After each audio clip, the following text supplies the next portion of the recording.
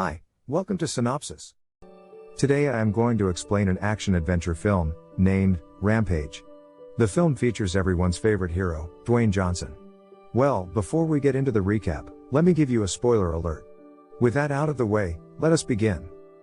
In 1993, CRISPR, a breakthrough technology, was invented, and it was immediately utilized to create deadly experiments. A lab rat has been modified with CRISPR, and has wiped out the whole crew aboard a space station in the current time.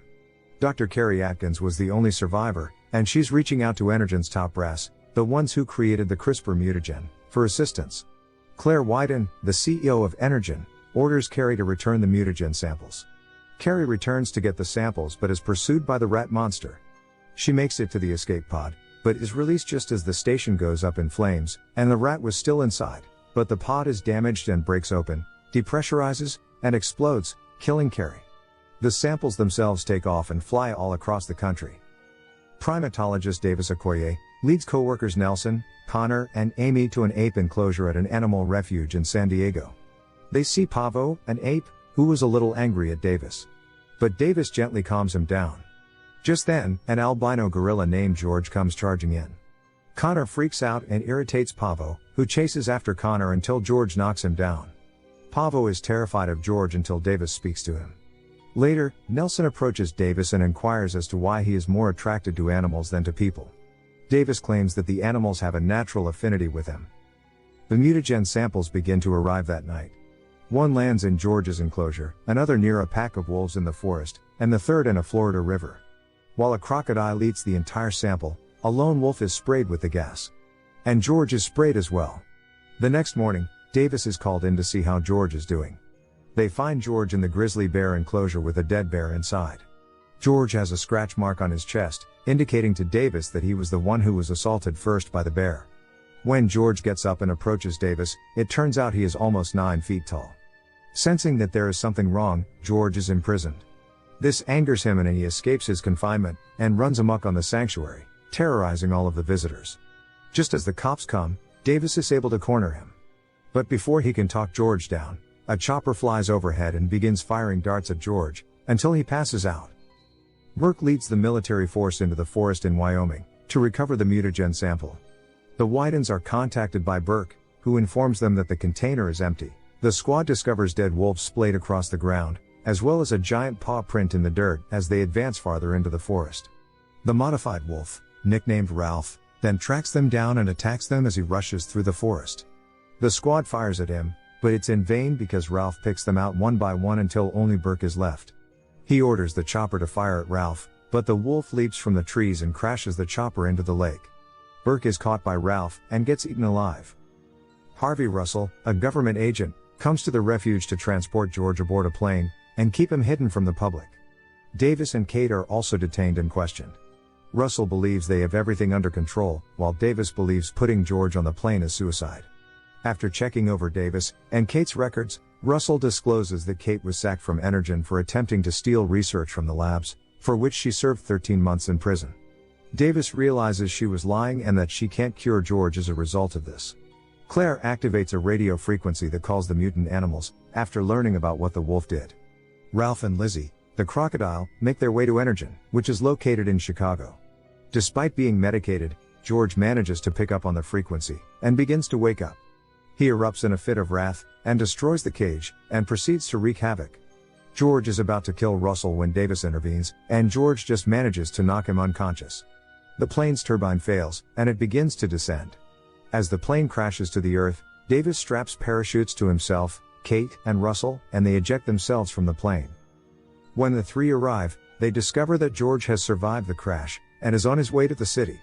Following what he's learned about Kate, Davis makes it apparent that he doesn't trust her. She reveals that her brother was diagnosed with cancer while she was working for Energen, and she hoped that CRISPR might cure him. Until she realized that Claire was using CRISPR to develop hazardous weapons. Davis then explains how he came upon George. Poachers had kidnapped his mother, and a terrified young George hid beneath the poacher's truck. Davis and his squad found him and killed the poachers in the same manner that they had shot at the gorillas. Meanwhile, Russell wakes up and thanks Davis for saving his life, so he offers to assist him and Kate. As they go into Chicago, Davis, Kate, and Russell meet with a military team that is keeping an eye on George and Ralph. They see that the animals have been summoned to the city, and that they must find a way to keep them contained. So, Russell assists Davis and Kate in stealing a chopper and entering the city, as they might be the only ones who can subdue the madness. When George, Ralph, and Lizzie arrive in town, the city is engulfed in chaos as the monsters go against each other. By the time David and Kate arrive, most of the city is in ruins. The two then rush to Energon in search of an antidote, because they know they won't be able to stop them on their own. They manage to locate the antidote lab, but the Widens get to them first, and Brett kidnaps them. Claire informs the two that the antidote will only reduce the animals' heightened aggressions, not return them to normal size. Before taking Kate with her, she takes the revolver and shoots Davis in the abdomen. The Widens try to board their own chopper to flee with their chemicals and Kate, but the monsters begin climbing the tower. George reaches the top and smashes the chopper, prompting Brett to flee. It looks like Kate's time has come, but an injured Davis arrives on the scene. He promptly diverts George's attention long enough for Kate to retrieve a bottle of antidote and place it in Claire's bag. With the antidote secure, Kate hits Claire and shoves her into George's path, causing him to seize her and eat her, as well as the antidote. Meanwhile, Brett is on his way out the door when he runs into Russell, who had just entered the building. Russell tells him that if he wants to be free, then he should hand over the laptop containing his research. Brett gladly accepts and dashes out the door, only to get killed by a stray piece of falling debris. As Davis and Kate wait for the cure to take effect, Ralph and Lizzie also reach the top. Davis and Kate board the Widens' chopper in order to protect themselves from the debris and destruction.